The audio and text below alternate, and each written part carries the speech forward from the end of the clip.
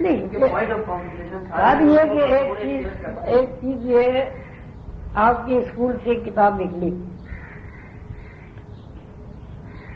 اس school کے آپ ایسے طالب علم ہیں جس کی اپنی ایک ایسی حیثیت ہے کہ کوئی آدمی یہ سمجھتا ہے کہ آپ اس کو جواب دیں گے۔ انتقال خیال تو بغیر ٹیلی پیتھی کی مشقوں کے ہو سکتا ہے، لیکن ایک علم ہے کہ جب انتقال خیال بغیر مشقوں کے ٹیلی پیتھی کے ہو سکتا ہے تو آپ کو کتابیں نہیں کیا ضرورت تھی۔ ایک علم ہے جو دنیا میں رائج ہے اور ہزاروں سال سے وہ رائج ہے۔ اب اس علم کو آپ نے اسباق کی بنیاد پر لکھا، کتابی شکل میں آپ نے اس کو شائع کر دیا، اس میں یہ ہے کہ کم از کم جتنے ہمارے اسٹوڈنٹ ہیں ان تجربات سے انہیں ضرور گزر جانا چاہیے جو ٹیلی پیتھی کے تجربات ہیں۔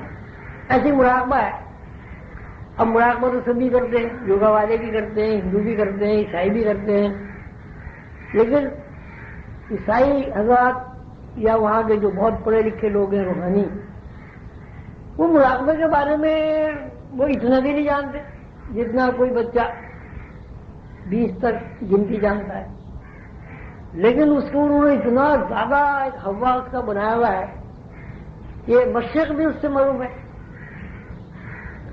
تو اگر ہمیں مراقبہ نہ کرتے ہوتے یا ہمیں مراقبے کی واردات و کیفیات کا علم نہ ہوتا یا ہمیں یہ پتہ نہیں ہوتا کہ بھئی مرنے کے بعد آدمی کہاں جاتا ہے، تو وہ ہمیں اپنے کالج میں 5 گھنٹے نہ، اور نہ وہ ہماری بات سنتے ہوئے وہ کہتے ہیں کہ بھئی آپ کو تو آپ سے زیادہ تو ہم جانتے ہیں، ہم کیوں آپ کو اپنی کلاس میں لے جائیں، کیوں آپ سے بات کرائیں جبکہ آپ ہماری زبان بھی نہیں جانتے ہیں، آپ کے اوپر اسلام کا ٹھپا بھی لگا ہوا ہے۔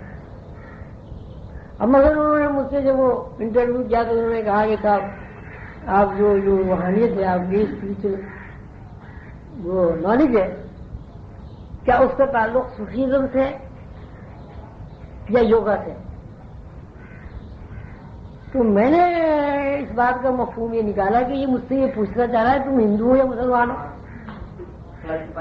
ہاں، تو ہمیں کہ بھائی ہم تو نہ صوفیزم کو جانتے ہیں یوگا کو جانتے ہیں، خالی اسپریچل نالج کو جانتے ہیں۔ اب یہ الگ بات ہے کہ اگر کوئی مسلمان اسپریچل نالج حاصل کرتا ہے وہ کہتا ہے میں مسلمان ہوں، اس کو کہتے ہیں صوفیزم۔ کوئی ہندو کرتا ہے روحانیت حاصل، وہ کہتا ہے جی میں ہندو ہوں۔ لیکن سوال یہ ہے کیا کسی روح کا نام آپ لوگ ہندو، مسلمان، عیسائی، یہودی رکھ سکتے ہیں؟ کیا جب بچہ پیدا ہوتا ہے روح پہلے مرحلے میں ہندو، مسلمان، عیسائی، یہودی ہوتی ہے؟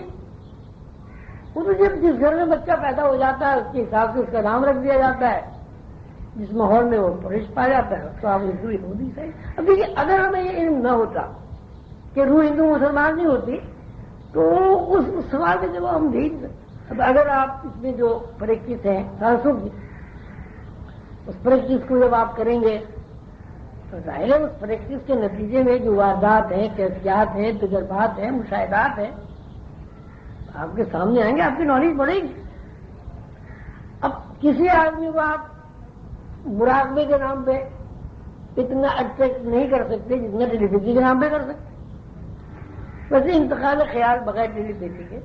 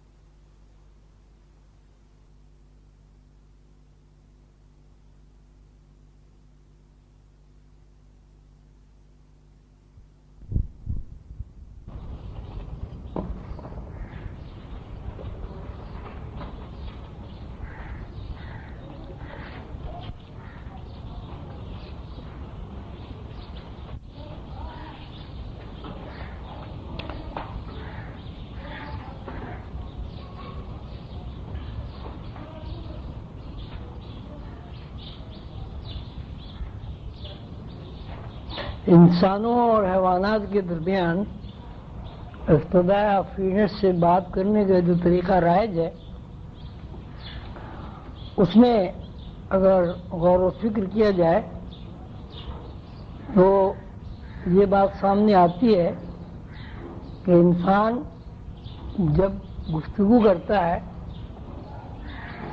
تو اس کے جو خیالات ہیں، یعنی اپنے خیالات جب وہ دوسروں تک پہنچانے کی کوشش کرتا ہے یا اپنے خیالات سے دوسرے کو آگاہ کرتا ہے تو آواز ہونٹوں سے یا منہ سے نکلتی ہے،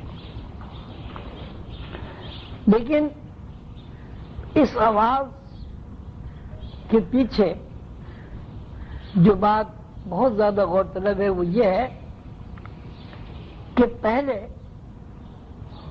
جو کچھ آپ اپنے مخاطب کو کہنا چاہتے ہیں وہ آپ کے دماغ میں موجود ہوتا ہے۔ مثلا اب آپ کسی سے یہ کہنا چاہتے ہیں کہ مجھے پانی پلاؤ، آپ ذرا غور کریں، جس وقت آپ یہ کہتے ہیں کہ مجھے پانی پلاؤ تو دماغ میں الفاظ سے پہلے پیاس کا، پانی کا، گلاس کا اور پلانے والے کی شکل و صورت کا عکس موجود ہوتا ہے۔ یہ جب میں یہ کہتا ہوں کہ صاحب مجھے پانی پلا دیجئے تو پانی پلا دیجئے سے پہلے میرے ذہن میں پانی کا بھی وجود ہوتا ہے، میرے ذہن میں تشنگی کا بھی وجود ہوتا ہے، اور میرے ذہن میں یہ بھی ہوتا ہے کہ پانی گلاس میں یا کٹورے میں پیا جاتا ہے۔ ساتھ ہی ساتھ یہ بھی ہے کہ جس آدمی سے میں یہ کہہ رہا ہوں کہ مجھے پانی پلا دیا جائے اس کا تشخص بھی میرے ذہن میں موجود ہوتا ہے۔ اب آپ غور کریں ذرا تھوڑی سی دیر کے لیے، کوئی بات ذہن میں سوچیں، ہر آدمی اب اس وقت سوچے، کوئی کسی سے کچھ مانگے، آپ بتائیں کوئی چیز، کوئی بات کریں۔ مجھے پانی چاہیے۔ اچھا، پھر پانی جب چاہیے تو یہ کیا مطلب ہوا اس کا؟ آپ کے ذہن میں پانی کا کوئی تصور، کوئی خاکہ اور کوئی صاحب؟ کتاب چاہیے، کتاب سے چلیے ہمارے سامنے پہلے کتاب کا خاکہ آتا ہے۔ کتاب کا خاکہ آیا۔ اب یہ دیکھیے، اگر کتاب کا خاکہ آپ کے ذہن میں پہلے سے موجود نہ ہو تو آپ کتاب کا تذکرہ نہیں کر سکتے۔ آپ باغ میں بہت سارے پھول، باغ میں بہت سارے پھول ہیں، تو یہ جو بات آپ نے کہی ہے کہ یہاں اب دیکھیے، ایک صاحب نے کہا پانی چاہیے، ایک صاحب نے کہا کتاب چاہیے، آپ نے کہا باغ میں بہت سارے پھول ہیں۔ اس کا مطلب یہ ہوا کہ آپ کے ذہن میں باغ سے متعلق فضا، پھول، اس کے رنگ، سب کچھ موجود ہے، ورنہ آپ ہر آدمی کو یہ کہنا چاہیے تو مجھے پانی چاہیے، یہ بھی کہتے ہیں۔ آپ بتائیں، قلندر شعور کی ریکارڈنگ کیسے چاہیے؟ آپ بتائیں۔